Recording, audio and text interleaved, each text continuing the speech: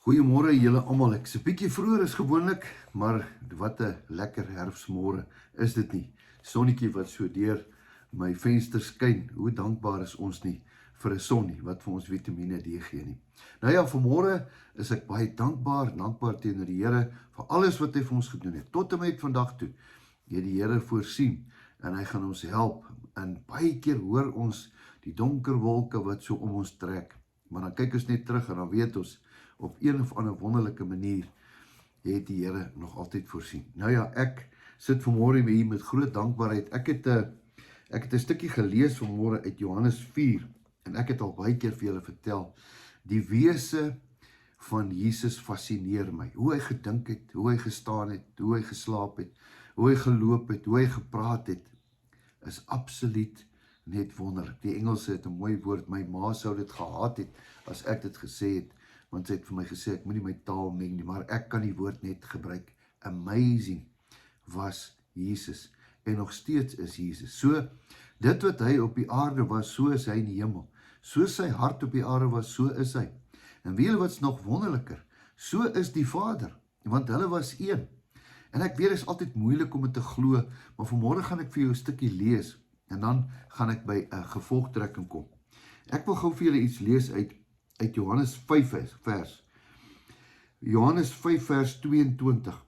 Want die Vader oordeel ook niemand nie. Het julle dit geweet? Want die Vader oordeel ook niemand nie, maar het die hele oordeel aan die Seun gegee. Het jy dit geweet? Ja, die Seun. En sodat almal die Seun kan eer net soos hulle die Vader eer. Wie die Seun nie eer nie die Vader nie, wat hom gestuur het nie. Voorwaar, ek sê vir julle, vers 24, wie my woord hoor en hom glo wat my gestuur het die ewige lewe, en kom nie in die oordeel nie, maar het oorgegaan uit die dood in die lewe. Ek gaan hom weer lees. Voorwaar. Wat beteken dit? Dit beteken, julle moet baie mooi hoor wat ek nou vir julle sê. Wie my woord hoor, sê Jesus, en hom glo wat my gestuur het die ewige lewe, en kom nie in die oordeel nie, maar het oorgegaan uit die dood in die lewe. Voorwaar, ek sê vir julle, daar kom 'n uur, en dit is nou, wanneer die dode die stem van die Seun van God sal hoor, en die wat het gehoor het, hulle sal lewe. Want net soos die Vader lewe het in homself, so het hy aan die Seun dit ook gegee om lewe in homself te hê. En hy het hom die mag gegee om ook te oordeel, omdat hy die Seun van die mens is.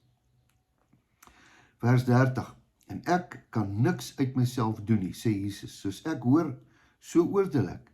En my oordeel is geregverdig, omdat ek nie my wil soek nie, maar die wil van die Vader wat my gestuur het.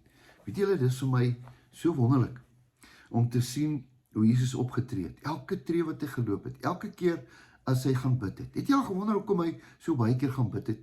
Waar hy alleen met die Vader gaan praat het. Jy weet, ek gebruik maar gewone taal as ek sê, hy was heeltyd met wifi geconnect. Hy was aan mekaar met hom. En dan sê die Vader vir hom, sien jy daai ou? Sy naam is Petrus. Jy moet na hom toe kom. Sien jy daai ou? Sy naam is dit. Daar is Saggeus. Hy's in 'n boom. Gaan stop daar. Gaan roep die man na van bo af. Ek het 'n groot plan met hom. Sodat 2000 jaar van nou af almal kan sien dat ek is wie ek sê wie ek is. Wonderlik, Jesus het niks gedoen sonder die wil van sy Vader nie. En dan kom ek by 'n wonderlike deel. Dan kom Jesus en hy gaan die aarde verlaat en hy sterf. En dan is hierdie klomp disippels van hom, is baie ongelukkig, hulle is ongemaklik. En dan sê hulle, wat gaan ons nou doen? Dan sê hy, nee, ek laat julle nie soos weeskinders agter nie. Ek gee vir julle my gees wat in julle sal woon. Wow. En julle sal groter dinge doen as wat ek ooit gedoen het. Ek gaan om vir julle plek voor te berei. Is dit nie wonderlik nie? Maar Christus leef nou in ons. Jy is reg, hy het sy gees oor hulle geblaas. In hierdie tyd, Pinkstertyd, is die wonderlikste tyd, wanneer die Heilige Gees, wat nou in ons is. So, ek wil vir jou so stel, as Jesus en die Vader een was die Heilige Gees ook een. En nou gee hy sy gees vir ons, sodat ons ook een met hom kan wees. Sodat ons ook kan hoor na sy stem, sodat ons ook met wifi connected kan wees. Hy bly in ons harte. Hier bly Dawid. Hierdie is my siel, hierdie is my gees. So belangrik dat ons vandag kan luister. Ja, en elke dag moet ons weer en weer en weer en weer sterf van onsself. Want ons vlees wat so oud word, en die vlees wat mens is, en die vlees wat liggaam is, die stryd is altyd hier en hier teen mekaar. Vandag kom ons net weer, ons begin van vooraf en sê, Here, vergewe ons wat gister gebeur het, wat ons gister gedink het, wat ons gister gedoen het. Ons wil vandag weer van vooraf nuut begin. Dankie dat ons die Gees het, want ons met U connect. Is dit nie kosbaar nie? Kom ons bid saam. Hemelse Vader, baie dankie vir die woord. Dankie dat Jesus gekom het. Hy het ons voorgestel aan die Heilige Gees. Dankie Heilige Gees dat U in ons woon, dat Christus in ons is. Ons wil U loof en U prys. Help ons Here om vandag Christus waardig te wees. Here, nie net in praat nie, maar ook in ons wese. Ons bid dit in Jesus se naam. Amen. Mag jy 'n wonderlike geseënde week hê. Ek weet nie wat op jou wag nie, maar kom ons spreek lewe. Kom ons spreek deurbrake.